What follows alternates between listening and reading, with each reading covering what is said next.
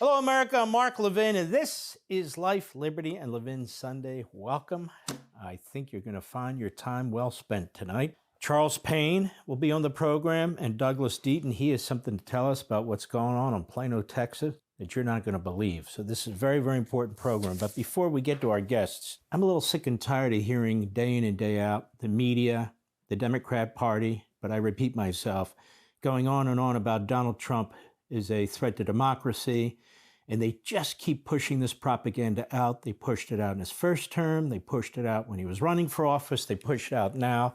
These people are historic illiterates and propagandists. And I want to walk you through this. Let's take a look at some of the greatest presidents, or so-called greatest presidents in American history. Some of them really were. And you tell me if Donald Trump has done anything even close to what some of these men did, okay? Let's start with the great second president of the United States, John Adams, one of the founders of our country. He was at the Second Continental Congress with the Declaration of Independence, was intimately involved in the Constitution. In October 1799, President Adams and the Federalists jailed the Vermont publisher Lyon for criticizing Adams in print and in front of crowds. Lyon also was a sitting member of the House of Representatives when he was put on trial. Wait a minute. What are you talking about, Mark?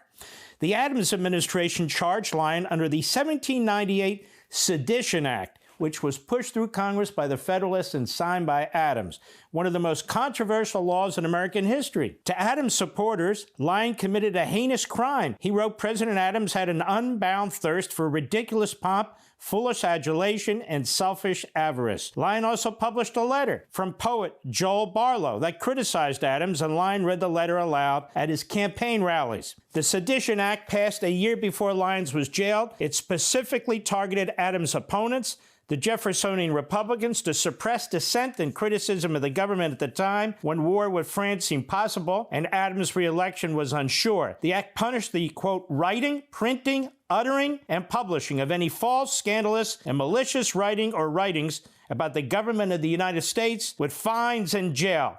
At the time, political speech like Lyon's was not considered protected under the First Amendment by the Adams administration. In all, more than 24 people, mostly opposition publishers, were convicted under the 1798 Sedition Act. Wow, that's pretty brutal, don't you think? Very anti-democratic. What about our man Abraham Lincoln, one of the greatest presidents? Certainly no question about that. Well, there are some issues here. Following Bull Run, the Battle of Bull Run, the first battle, the administration turned its attention not only to forging weaponry and raising more troops, they write at HistoryNet, but also to quelling home front newspaper criticism that the president, his cabinet, and many northern newspaper editors believed was morphing from tolerable dissent into nation-threatening treason. The administration began conducting, or when it occurred spontaneously, tolerating repressive actions against opposition newspapers. Eventually, the military and the government began punishing editorial opposition to the war itself. Authorities banned pro-peace newspapers from the U.S. mails, shut down newspaper offices, confiscated printing materials. They intimidated, sometimes imprisoned, reporters, editors, publishers who sympathized with the South or objected to an armed struggle to restore the Union. For the first year of the war, Lincoln left no trail of documents attesting to any personal conviction that dissenting newspapers ought to be muzzled, but neither did he say anything to control or contradict such efforts when they were undertaken. He knew what his Secretary of War was doing, and he approved of it. The Union military laid the foundation for press censorship well before Bull Run. Unable to read, much less censor every newspaper published in the country, it acted promptly to control both the source and distribution points of the news. Wow. You know what that sounds like to me? Biden. Certainly not Trump. Ever hear of Clement Vallandigham? He was an Ohio congressman. He served in the U.S. House of Representatives from 1858 until 1862. While in Congress, he became a leader of the Copperhead faction of the anti-war Democrats. Anti-war Democrats in the North were known as Copperheads. Well, what happened here? He believed that the Union had no constitutional right to regulate slavery or to militarily attack the Confederacy. Boy, we have people like that in our country today, don't we, Mr. Producer? I think so. Most of them defend Iran, but that's a whole other story. As such, he opposed every military bill before Congress, giving ammunition to his critics who charged him with favoring the Confederacy during the war. following the issuance by General Ambrose Burnside of General Order No. 38, which warned of the consequences of declaring sympathies for the enemy. He denounced the wicked and cruel war by which King Lincoln was crushing out liberty and erecting despotism, said the congressman, so they arrested him. On May 5, 1863, he was denied the writ of habeas corpus. He was convicted by a military tribunal, sentenced to 2 years in prison, and deported into another state, from which he moved to Canada, only to come back after the war. Gee willikers, I don't think Donald Trump's done anything like that. So what we have here also is the suspension, you see, of the writ of habeas corpus. Apparently, around 14,000 civilians were arrested by the Lincoln administration and put in jail without the benefit of habeas corpus. It's in the Constitution. It can be suspended by Congress, but not by a president. Now, Lincoln, the problem was Washington, D.C. was surrounded by the enemy in Virginia, and there were many pro-Confederates in Maryland, even though it didn't secede. And they were cutting telegraph lines and so forth, so he ordered the military, go get them, throw them in prison. We don't have enough judges. We don't have enough time. We're in the middle of a war. So that's why he did it, but he did it nonetheless, and here's his proclamation right here, which he issued, Proclamation 104. Now I, Abraham Lincoln, President of the United States, do hereby proclaim and make known to all who may concern that the privilege of the writ of habeas corpus is suspended throughout the United States, and it goes on and on and on. There was a judge in a case that was brought before him who said it was unconstitutional. His name was Roger Taney, the same judge who wrote the Dred Scott decision. And Taney and Lincoln hated each other's guts because Taney wrote that notorious decision, but he also wrote an opinion that the president didn't have the power on his own to suspend habeas corpus. He was right about that. Congress would later pass the suspension, but still many people were put in prison. I don't think Donald Trump has ever done that, has he? Woodrow Wilson, the great progressive, a.k.a.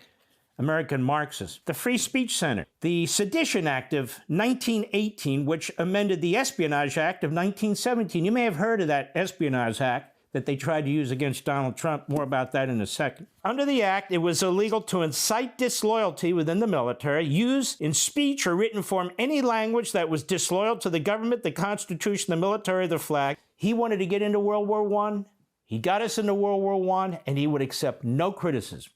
He was throwing people into prison by the thousands, including socialists who were running against him, like Debs and others. Advocate strikes on labor production, promote principles that were in violation of the act, or support countries at war with the United States. The targets of prosecution under the Sedition Act were typically individuals who opposed the war effort, including pacifists, anarchists, socialists. Violations of the act could lead to as much as 20 years in prison, and people were thrown in prison for 20 years. A fine of $10,000, more than 2,000 cases were filed by the government under the Espionage Act and Sedition Act. Of these, more than 1,000 wound up convicted. The Supreme Court upheld the convictions of many of the individuals prosecuted under the Sedition Act. Gee willikers. The great Woodrow Wilson, but there's more. This is from history. Woodrow Wilson tried to reverse Black American progress. I'm doing this in context of these attacks, endless attacks on Donald Trump, which are so out of line, so pathetic.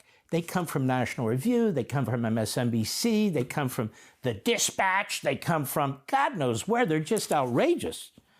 During Wilson's presidency, he allowed his cabinet to segregate the Treasury. He resegregated them.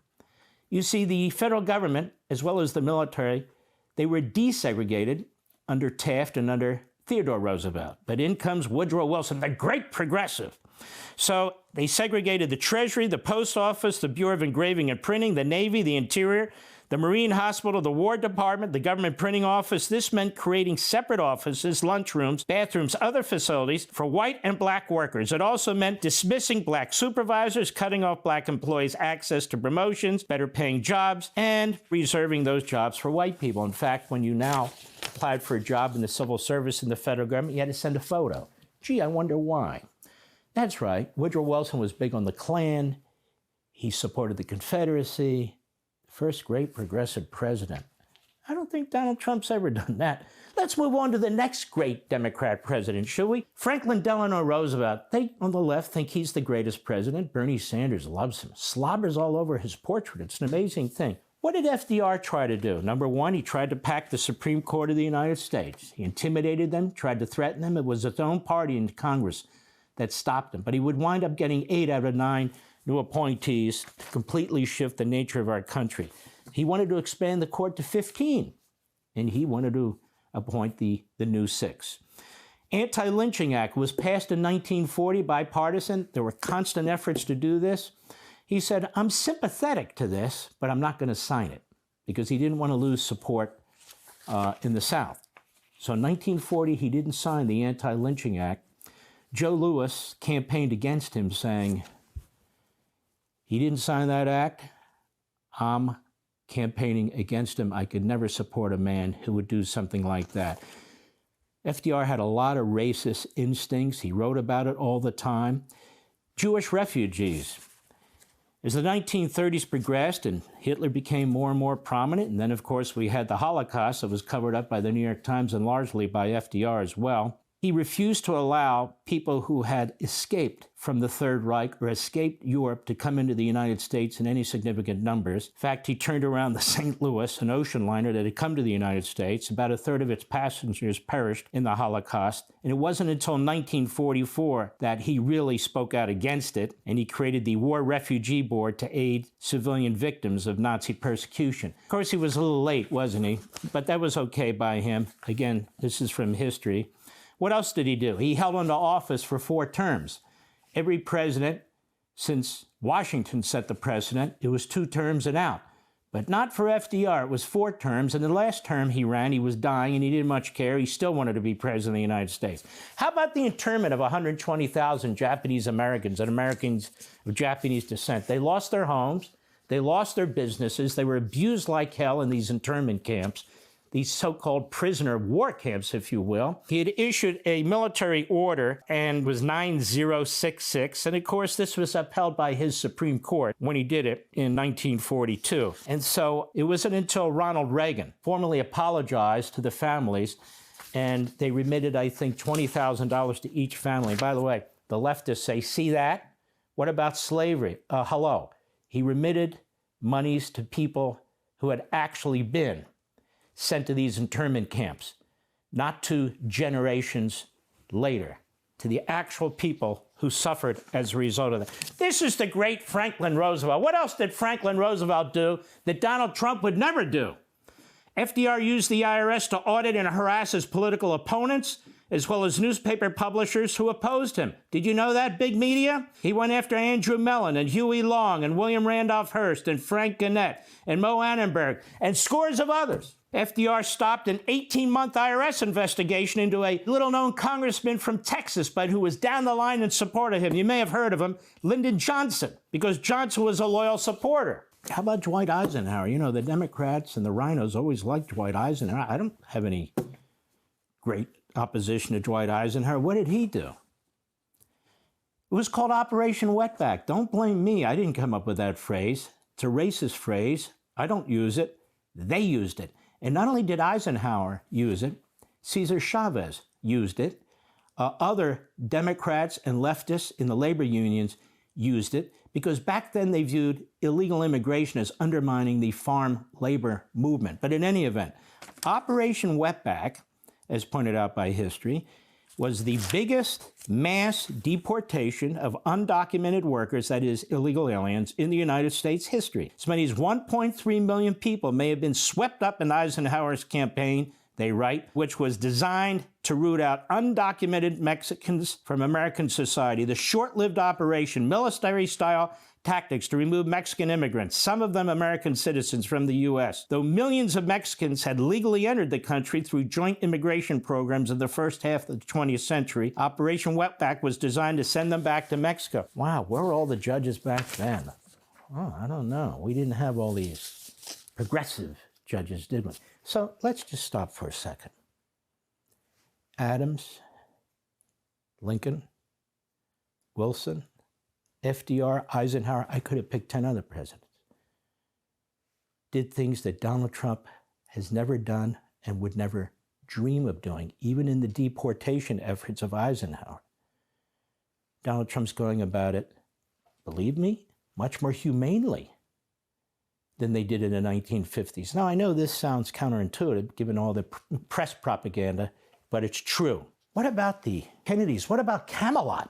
Camelot, for crying out loud. The Kennedys were notorious in using the IRS and the FBI against their political opponents. They spied on Martin Luther King, broke into his home and office, and bugged his phones. They monitored his every move. John Kennedy had the IRS pull tax return information on conservative groups, leak them to the press, including Ben Bradlee at the Washington Post. Wow. J. Paul Getty, David Ludwig, billionaires, they were targeted, among others. Widespread domestic espionage only got worse under Lyndon Johnson, who used the IRS, the FBI, and the CIA. He had Barry Goldwater's 1964 campaign bugged, his campaign plane, his campaign headquarters. They used the CIA to monitor and gather information on the campaign. They leaked the information to the press. They tried to smear one of his senior campaign advisors who was gay. Johnson bugged the phones of his vice president, Hubert Humphrey, in 1968 because he wanted to know if he was criticizing his Vietnam War policies. He also had the FBI attend the Democrat convention in Atlantic City, sent 30 FBI agents to monitor the civil rights leaders who attended, including King and Robert Kennedy, who he was very jealous of. The agencies were used through his presidency to monitor conservative groups, civil rights activities, and many individuals. Then we have Barack Milhouse Benito Obama, as I refer to Obama. He had the worst record in dealing with the press of any president in modern history. The Cato Institute, in addition to his vendetta against whistleblowers, Obama's administration waged a robust campaign to harass and intimidate journalists, even mainstream journalists, who utilized leaked material. May 2013, the Justice Department seized the records of phone lines that the Associated Press employees used. AP confirmed that the records were from personal home and cell phones of reporters and editors, as well as phones the AP used in the press quarters of the House of Representatives. Oh, but Trump told the AP, get your own chair until you use the Gulf of America. Wow! We've never seen anything like this since Hitler. Let's see. The administration's contempt for basic requirements of due process was alarming. A coalition of 50 news organizations, including ABC, CNN, the New York Times, the Washington Post, and so forth and so on, submitted a letter of protest to Attorney General Eric Holder for the raid. They raided the AP. They went after Rosen, who worked for Fox at the time. They went after his parents' phones at the time. They went after James Risen, a reporter for the New York Times, and I could go on, and that was Obama. And I didn't even mention targeting hundreds of Tea Party groups, pro-Israel groups, and other conservative groups with the IRS. He didn't know a thing about it, of course. They never do. But the worst example, maybe in history, but certainly in modern history, was the Biden regime and what they tried to do to Donald Trump in this country in the election process. They used the Department of Justice, Biden's Attorney General. They used the FBI, SWAT teams, in my view, an unconstitutional general warrant. They appointed an unconstitutionally special counsel. They brought in phony charges in Washington, D.C., inapplicable statutes, phony charges in Florida, phony document charges in Florida, phony charges in Georgia, phony charges in New York, where the Department of Justice could have stepped in and stopped it, but was all for it. They violated his due process, equal protection, free speech rights. They violated the Department of Justice past policies. We had kangaroo courts. We had partisan prosecutors, partisan judges, except for Florida. Wow. And Donald Trump is a dictator, America. No, he's not. Donald Trump is a constitutionally elected president who believes in America, the Constitution, and the legal system. But he's not going to roll over to these reprobates in the Democrat Party, rhinos, and others in the media. He's not going to roll over, so he pushes back. And they hate him, not because he's a dictator, because he's a small r Republican, meaning he's trying to reduce the size of their bureaucracy, their army of bureaucrats, their massive regulations that are strangling the American people and American business. He's trying to secure the border to protect the American people from drugs and terrorists and criminal gangs. He supports the police against the criminal. He's trying to rebuild the economy that's been hollowed out by decades of mismanagement by Congress. Yes, I know why they hate him. He's not a dictator. No, He's a liberator. Hey, Sean Hannity here. Hey, click here to subscribe to Fox News YouTube page and catch our hottest interviews and most compelling analysis. You will not get it anywhere else.